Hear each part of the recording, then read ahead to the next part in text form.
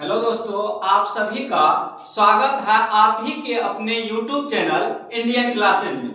दोस्तों, आज जो चर्चा करने वाले हैं लाभ और हानि के बारे में, यानी कि प्रॉफिट और लॉस चैप्टर के बारे में हम अध्ययन करने वाले हैं, जिसमें से आपको ये जीरो लेवल से लेकर के और हायर लेवल तक इस चैप्टर में सवाल बताया जाएगा। जैसे 6, 7, 8 लेते हुए और आपको SSC, railway, banking, TAT, STAT, CTET and other competition exam के लिए भी आपको क्वेश्चन कराया जाएगा। तो चलते हैं हम चैप्टर के पास, और चैप्टर का नाम है लाभ और हानि। चैप्टर का नाम क्या है? लाभ और हानि। यानी कि लाभ को हम लोग प्रॉफिट बोलते हैं और हानि को हम लोग लॉस बोलते हैं। लाभ को क्या बोलते हैं? प्रॉफिट बोलते हैं, और हानि को क्या बोलते हैं? लॉस बोलते हैं। तो सबसे पहले इसमें हम क्रय मूल्य के बारे में अध्ययन करते हैं। अब सबसे पहले क्रय मूल्य क्या होता है, यानी कि कॉस्ट प्राइस क्या होता है, उसके बारे में हम लोग चर्चा करते हैं। क्रय मूल्य कहने का अर्थ हुआ जिस मूल्य पर कोई वस्तु खरीदी जाती है उसे ही क्या कहेंगे हम लोग? क्रय मूल्य। अर्थात क्रय मूल्य किसे कहेंगे? जिस दाम पर, जिस कीमत पर, जिस मूल्य पर कोई वस्तु को हम लोग खरीद कर लाते हैं, उस मूल्य को हम लोग क्या कहेंगे? क्रय मूल्य कहेंगे। और क्रय मूल्य को हम लोग सीपी द्वारा सूचित किया जाता है। क्रय मूल्य को कौन चीज से इंडिकेट करते हैं, सूचित करते हैं? सीपी द्वारा सूचित करते हैं। तो क्रय मूल्य किसे कहेंगे?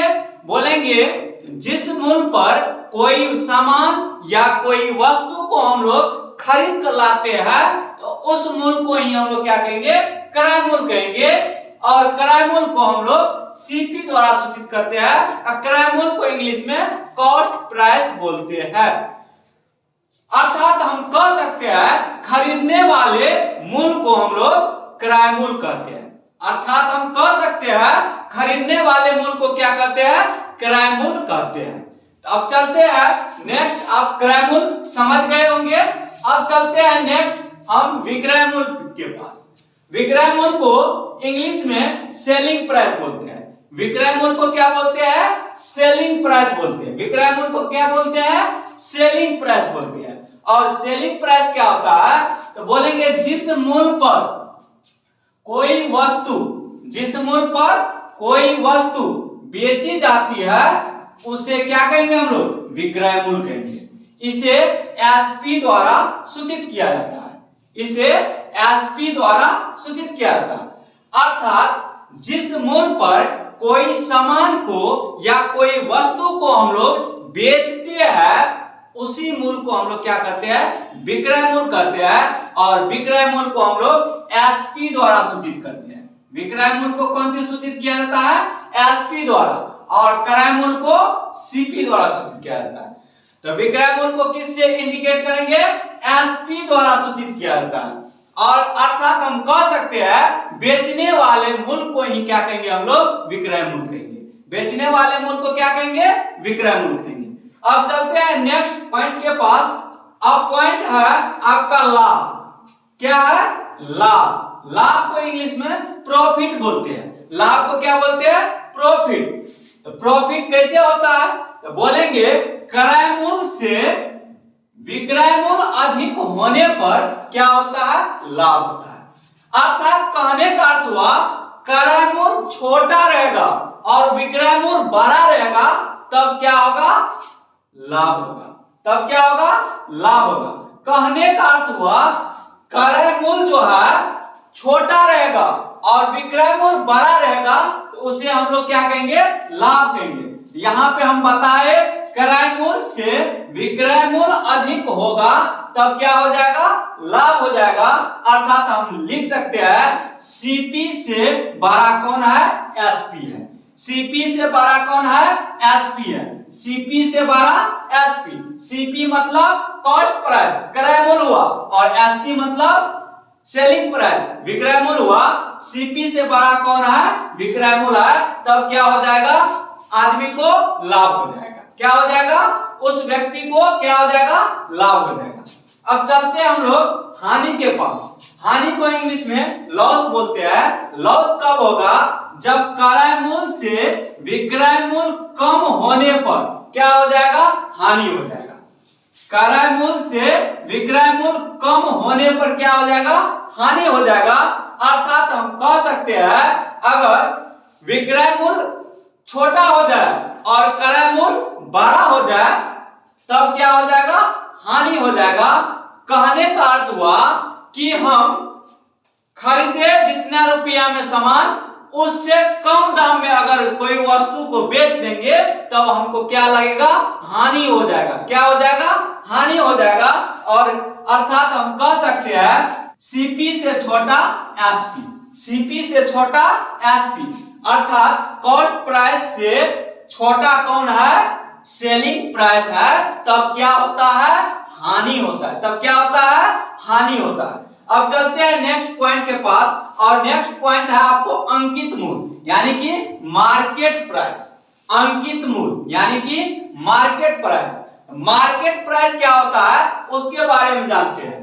बोलेंगे वह मूल्य जो किसी वस्तु पर, वह मूल्य जो किसी वस्तु पर या उसके पैकेट पर लिखा होता है उसे ही क्या कहेंगे हम लोग, अंकित मूल्य। अंकित मूल्य का दूसरा नाम क्या है, सूची मूल्य। अंकित मूल्य को हम लोग क्या कहते हैं, सूची मूल्य भी कहते हैं। अर्थात अंकित मूल्य क्या होता है, कोई भी वस्तु पर यानी कि कोई भी सामान पर अगर जितना रेट लिखा रहता है, दाम अंकित किया हुआ रहता है, प्रिंट लिखा हुआ रहता है, उस मूल्य को हम लोग क्या कहते हैं, अंकित मूल्य कहते हैं। वस्तु पे अगर नहीं लिखा रहेगा तो उस वस्तु के ऊपर जो कवर रहेगा पैकेट, उस पैकेट पे प्राइस लिखा रहेगा, प्रिंट लिखा रहेगा, आरएस करके जो दाम लिखा रहता है, मूल्य लिखा रहता है, उसी मूल्य को हम लोग क्या कहते हैं, अंकित मूल्य कहते हैं।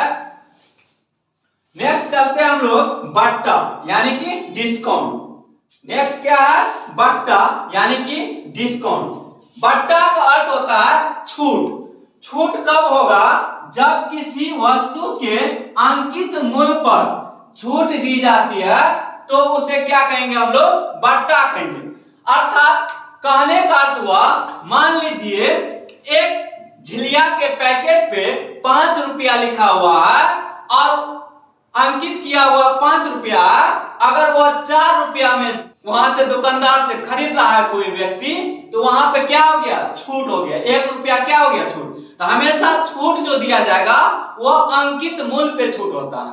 छूट हमेशा किस मूल्य पे होता है, अंकित मूल्य पे छूट किया जाता है। तो हम यहाँ बताए जब किसी वस्तु के अंकित मूल्य पर छूट दी जाती है उसे ही क्या कहेंगे, बट्टा अर्थात डिस्काउंट। चलते हैं नेक्स्ट। नेक्स्ट आपका है ऊपरी व्यय। नेक्स्ट क्या है, ऊपरी व्यय, ओवरहेड एक्सपेंडिचर। और यह क्या होता है उसके बारे में जानते हैं। जब कोई वस्तु व्यापारी अपने सामानों की धुलाई, रंगाई, मरम्मत इत्यादि यानी कि आदि के लिए क्रय मूल्य के अतिरिक्त जो राशि खर्च करता है उसे ही क्या कहेंगे, ऊपरी व्यय कहेंगे। ऊपरी व्यय क्या होता है, जब कोई वस्तु अगर हम खरीद कर लाते हैं और उस वस्तु को सही कराने में, ठीक कराने में, या उसको धुलाने में, या उसको रंगाने में या उसको लाने में जो भाड़ा लगता है, वह सब जो अतिरिक्त रुपया लगता है, क्रय मूल्य के अपेक्षा अतिरिक्त रुपया जो उस पे खर्च करते हैं उस वस्तु पर, उसी वस्तु को, उसी मूल्य को हम लोग क्या कहेंगे, ऊपरी व्यय कहेंगे। और ऊपरी व्यय को हमेशा क्रय मूल्य में जोड़ा जाता है। ऊपरी व्यय को किस में जोड़ा जाएगा, क्रय मूल्य में हमेशा जोड़ा जाएगा। ऊपरी व्यय को किस में जोड़ा जाएगा? क्रय मूल्य में जोड़ा जाएगा। क्योंकि ऊपरी व्यय क्या होता है, जैसे हम मार्केट से कोई सामान खरीद कर लाते हैं, उस सामान को खरीद कर लाने में जो भाड़ा लग जाता है, रिक्शा भाड़ा हो या ऑटो भाड़ा हो, उसके अलावा मान लीजिए उस सामान में कोई गड़बड़ी है, उसको फिर से पुनः ठीक करवाने में या नहीं तो उसको पेंट करवाने में जो खर्च होता है, उसी खर्च को हम लोग ऊपरी व्यय कहते हैं और ऊपरी व्यय को हमेशा क्रय मूल्य में जोड़ा जाता है। लाभ हानि, लाभ हानि की गणना क्रय मूल्य पे की जाती है। लाभ हानि की गणना क्रय मूल्य पे की जाती है। हमेशा प्रॉफिट और लॉस का गणना जो करेंगे वह हमेशा क्रय मूल्य पे ही किया जाएगा, यानी कि कॉस्ट प्राइस पर ही किया जाएगा। ऊपरी व्यय को क्रय मूल्य या लागत मूल्य में जोड़ दिया जाता है। ऊपरी व्यय को क्रय मूल्य या लागत मूल्य में जोड़ दिया जाता है तथा प्राप्त राशि पर लाभ या हानि की गणना की जाती है। ऊपरी व्यय को हमेशा क्रय मूल्य या लागत मूल्य में जोड़ दिया जाता है, उसके बाद लाभ हानि की गणना की जाती है। उसके बाद उस राशि पर लाभ हानि की गणना की जाती है।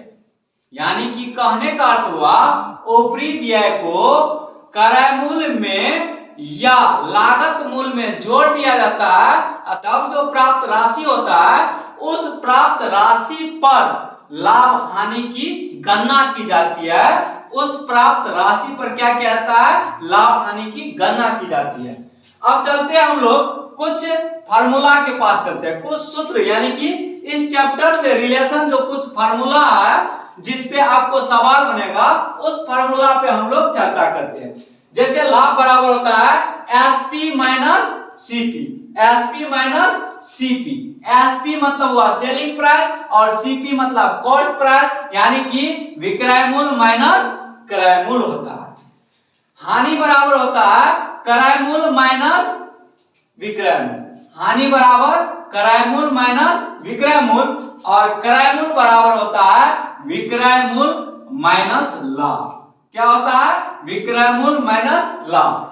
क्रय मूल्य बराबर जो फॉर्मूला होता है वह विक्रय मूल्य माइनस लाभ होता है, और क्रय मूल्य बराबर जो दूसरा फॉर्मूला होता है वह विक्रय मूल्य प्लस हानि होता है। क्या होता है? विक्रय मूल्य प्लस हानि होता है। क्रय मूल्य बराबर क्या होता है? विक्रय मूल्य प्लस हानि होता है। और नेक्स्ट फॉर्मूला होता है, नेक्स्ट फॉर्मूला आपका है लाभ प्रतिशत। लाभ प्रतिशत बराबर होता है लाभ गुना 100 बटा क्रय मूल्य। लाभ प्रतिशत बराबर फॉर्मूला होता है लाभ गुना 100 बटा क्रय मूल्य, और आपका ये फॉर्मूला बन गया। और हानि प्रतिशत बराबर फॉर्मूला होता है हानि गुना 100 बटा क्रय मूल्य। हानि प्रतिशत बराबर फॉर्मूला होता है हानि गुना 100 बटा क्रय मूल्य। हानि गुना 100 बटा क्रय मूल्य, हानि प्रतिशत बराबर। और विक्रय मूल्य बराबर एक फॉर्मूला होता है क्रय मूल्य इंटू 1 प्लस लाभ प्रतिशत। विक्रय मूल्य बराबर एक फॉर्मूला होता है क्रय मूल्य इंटू 1 प्लस लाभ प्रतिशत, और उसके बाद एक और होता है विक्रय मूल्य बराबर फॉर्मूला क्रय मूल्य इंटू 1 माइनस हानि प्रतिशत। एक फॉर्मूला होता है विक्रय मूल्य बराबर क्रय मूल्य इंटू 1 प्लस लाभ प्रतिशत, और एक फॉर्मूला होता है विक्रय मूल्य बराबर क्रय मूल्य इंटू 1 माइनस हानि प्रतिशत। क्रय मूल्य इंटू 1 माइनस हानि प्रतिशत।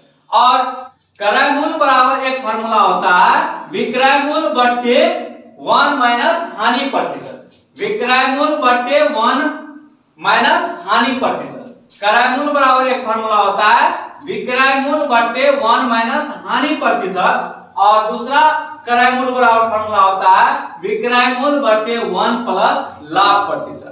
यानी कि विक्रय मूल्य बराबर होता है क्रय मूल्य इंटू 1 प्लस लाभ प्रतिशत, और दूसरा होता है विक्रय मूल्य बराबर क्रय मूल्य इंटू 1 माइनस हानि प्रतिशत। अब क्रय मूल्य बराबर फॉर्मूला होता है विक्रय मूल्य बट्टे 1 माइनस हानि प्रतिशत। क्रय मूल्य बराबर होता है विक्रय मूल्य बट्टे 1 माइनस हानि प्रतिशत। दूसरा होता है क्रय मूल्य बराबर फॉर्मूला विक्रय मूल्य बट्टे 1 प्लस लाभ प्रतिशत। इस तरह से कुछ इस चैप्टर का फॉर्मूला था। अब हम मिलेंगे नेक्स्ट वीडियो के साथ और नेक्स्ट वीडियो में सब इससे रिलेशन सवाल का हम चर्चा करेंगे और निश्चित एक से एक धांसू ट्रिक का हम चर्चा करेंगे और प्रत्येक सवाल को हम पूरा डिटेल लॉन्ग प्रोसेस से बताएंगे। उसके बाद लास्ट में उसको हम ट्रिक के माध्यम से भी बताएंगे।